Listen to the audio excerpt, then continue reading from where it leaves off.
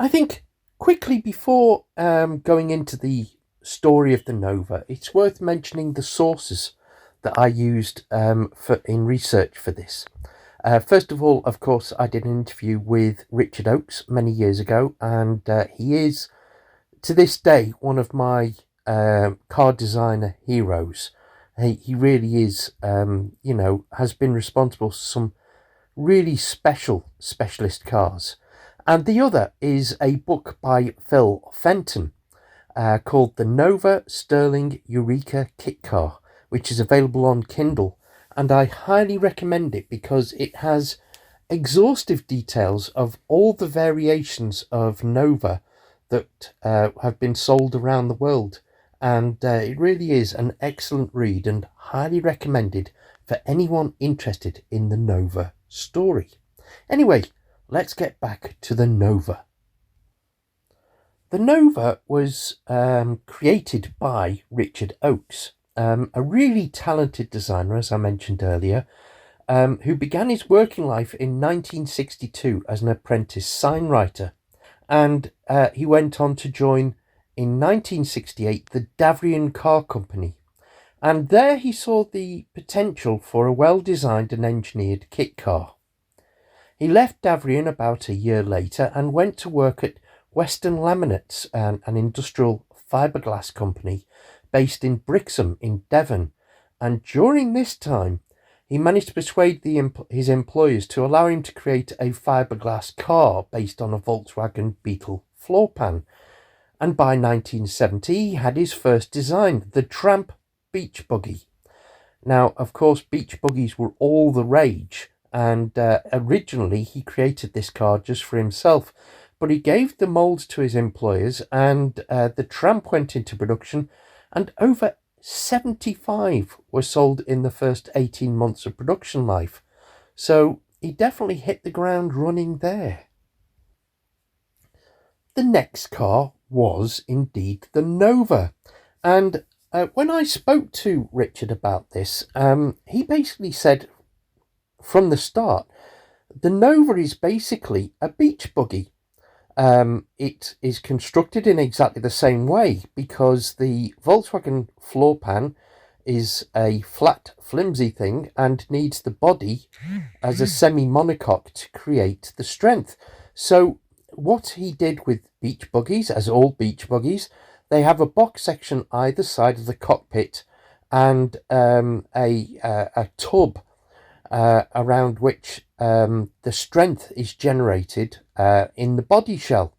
And the Nova was basically the same construction, but instead of the beach buggy styling, he was influenced more by the supercars that were emerging at the time. And the main two influences were the GT40 and the Lamborghini Miura. Not bad influences, were they either? Of course, both of these were dream cars, well out of the reach of most people. And once again, Richard saw the possibility of something that looked like a supercar, but was reachable for the average guy. And of course, being familiar with the beach buggy format and the Volkswagen Beetle floor pan, that was the direction he went to for his donor car. He deliberately kept the height of the car as low as possible to get as close to the GT40's famed 40-inch height. And in fact, the original Nova ended up being 42 inches tall. And he said another influence was the Mako Shark 2 show car of 1965, which created a sort of an influence in terms of the, if you look at the car from a plan point of view, the Coke bottle hips with the cockpit pinched in, and it's called the Coke bottle element of design. And I think this was also an influence on the Nova, but the Nova in its own right was definitely an original. So the rear slats over the rear lights were influenced by the Miura. The air intakes on the bonnet were influenced by the GT40, but other elements were definitely unique to the Nova, and it was stunning. Remember, this was 1972 when the car was launched, the time when the Austin 1300 was still in production. The Triumph Herald was still in production. It looked like a spaceship by comparison, and it hit the ground running. Richard once commented that the styling of the Nova was intended for the pleasure of the person looking on at the car, not necessarily the driver of the car. So it was meant to be a statement, a visual statement, and the forward hinging canopy could be influenced by the Bond Bug that was launched in 1970, and the Bertone Testudo concept car, which also had a forward hinging canopy. But the canopy was not something that Richard was actually happy with. He told me that had the Nova gone into a Mark II, which he did do some drawings for, and he showed me the drawings, and it was definitely a grown-up version of the Nova, the canopy was gone. He wasn't that keen on it, but it was dictated by the box sections and the need to have a coupe. Meant that something had to be done to allow access, and the forward lifting canopy was the solution. If he'd done it again, I think it would have been a completely different design. At this point, Richard joined up with a friend of his called Phil Sayers, who went to Davrian just as he was leaving. In fact, he recommended Phil to Davrian when he left. Together, they set up a company along with John Wilmot, who'd started a company called JW Automotive, amongst other things.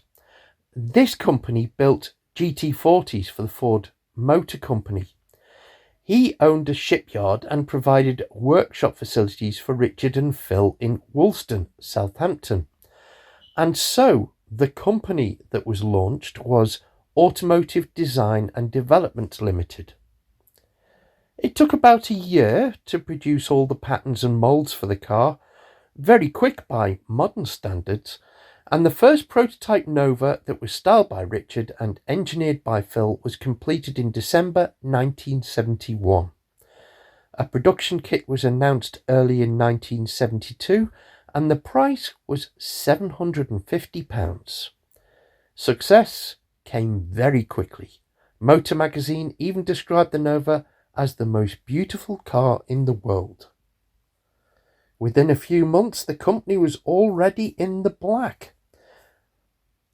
They had anticipated sufficient demand to warrant producing one car a week and had set up for that possibility. However, following two major British car magazine stories and a lot of low-key advertising, demand was such that they soon had to double this to 2 cars a week. And even then, they still had a 17-week waiting list for the car, with customers often offering bribes to get themselves to the front of the queue. Outgrowing their premises in Southampton quite quickly, and following Phil's desire to move to the north of England, the company decided to relocate their manufacturing base to Accrington in Lancashire in late December 1973. Unfortunately, about this time, the world's oil crisis hit the British economy quite badly, plus the introduction of VAT, introduced in April 1973, rampant inflation, and an unsure future meant that although demand remained reasonably high, orders were being cancelled, and Phil Sayers decided to leave the company. Richard Oakes and his wife Annie tried to keep the company going by downsizing the business and subcontracting the fiberglass work and moving to smaller premises in Irby in Lancashire. However, despite their best efforts, by September 1975, it was all over, and Automotive Design and Developments Limited went into liquidation. In all, about 179 cars had been sold, and Richard Oakes subsequently sold the moulds and the rights for the design for £5,000 to a gentleman called Neil McManus, who, despite his good intentions, never quite managed to bring the Nova back onto the market on his own. Interest in the car never really faded. There were quite a few articles on cars, and customer cars in particular, and finally in 1978, Vic Elam, a successful businessman who had made his money in the bulk liquid haulage business, took over and relaunched the car from premises in Queensbury, West Yorkshire. The new company, called Nova Cars, was soon thriving, so much so that they were forced to move again to larger premises in Dewsbury, West Yorkshire. Originally, the company sold cars based on the original jigs and moulds from Automotive Design and Developments. These cars later became known as the Series 1. The basic kit at this point consisted of all the fiberglass body panels as well as the windscreen, hinges, etc., and was offered at £1,250. A deluxe kit, which also included the trombone exhaust system, seats, wheels and tyres and instruments, sold for £1,850. Now, during the time between ADD going into liquidation and the new Nova company starting up, a couple of other variants of the Nova went on sale. The more ambitious of the two was by Crestwick Limited, a company run by Steve Driver. Steve had owned a Nova in 1974, and many examples had passed through his hands, providing him with a lot of experience of the cars. He planned to offer kits in primer finish, complete with sunroofs, for £1,800 plus tax. Large adverts appeared in magazines and colour brochures were printed. Demo cars were also prepared, one even with a twin-cam Lotus engine. And the car was to be known as the Nova SSD. SSD stood for Second Series Design. Unfortunately, the moulds for this car were taken from existing body panels rather than from a properly prepared body book. The workshop facilities were in Staines, Middlesex, and all fiberglass work was subcontracted out. A second Nova derivative was created by Don Law of Swindon. A sincere Nova enthusiast, he had owned again various examples in his time. He went on to act as a retail outlet for a very shy partner who claimed to own another set of moulds based on an early Southampton car. This operation planned to sell a set of body panels in primer finish for £620. Both of these manufacturers struggled to source windscreens for the kits they were supplying, and they soon disappeared from the marketplace, especially when the much slicker official Nova cars run by Vic Elam came into being. By 1981, Vic Elam created a Series 2 Nova.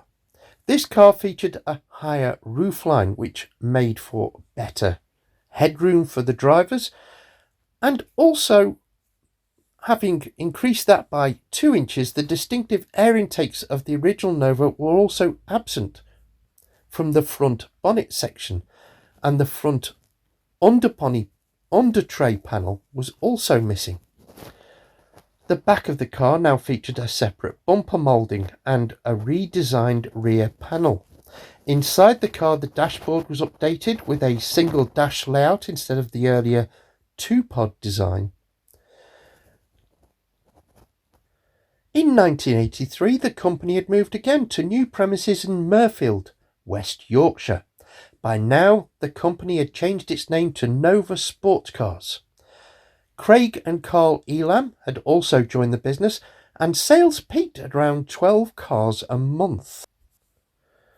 Another interesting development was the Bermuda Top Nova. This was a redesigned roof section featuring a removable and storable rigid hardtop. It had opening windows and a quarter side light.